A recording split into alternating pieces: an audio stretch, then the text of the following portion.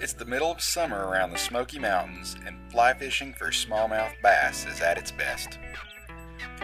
Smallmouth are often overlooked by fly fishers in spite of the fact that they are very common and found in rivers and streams of all sizes.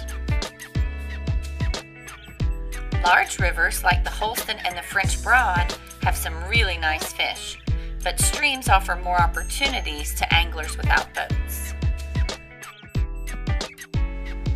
Whether you fish for them in larger rivers or smaller streams, smallies are hard-fighting fish. One reason we really like to fish for them is because they like to come to the surface for poppers. Here in the southeast, bass will come to poppers from early May all the way through October. Smallmouth bass are predators that target fish and minnows, as well as frogs, tadpoles, and dragonfly nymphs.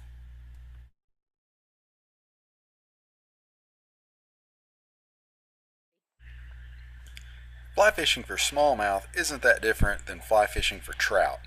Target drift lines and pay special attention to slow currents. Let the ripples from your popping bug dissipate while taking in slack from your line. Then give the popper a sharp pop and let it sit a little longer. You can pop the bug again, but be sure to leave a little bit of quiet in between. Don't overwork the popping bug. Poppers are kind of the hand grenade of fly fishing because you don't have to be very precise about where you place them. It's the pop that calls the fish in. When fishing with a popper, make sure you keep the slack out of your line and your rod tip close to the surface of the water. Keeping your line tight ensures that every time you strip your line or move your rod tip, it gives action to your popper. This allows you to make a loud pop or just a slight twitch of the legs. Popping the bug at the wrong time can put fish off. They'll come to it when they hear it, but if you pop it in their face, it can spook them. This is why it's so important not to overwork the popper. A pop will bring fish in, but popping it too much can put them off just the same. I'm prospecting in this pool, popping the bug with long pauses in between. At this point I see a fish coming to the fly, and then another one.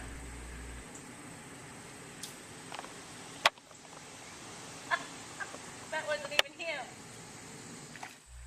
Here's a great example of patience with a popper.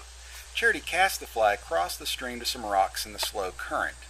About now you'll see some bait skipping upstream as a bass is in pursuit. She doesn't pick up the fly, she just makes a few pops to attract the fish's attention.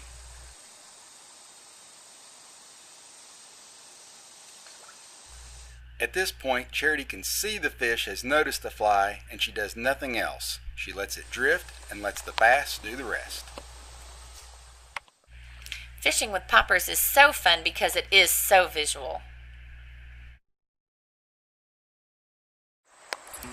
Fly fishing for smallmouth bass doesn't require small flies or fine tippet. 7.5 foot leaders tapered to 1X will turn over wind-resistant poppers well. On streams we'll use 5 or 6 weight rods, and on the larger rivers we'll use 6 or 7 weight rods. Most of the flies we use are sizes 2 through 6. We'll catch you next time. Until then, check us on our website at rnrflyfishing.com.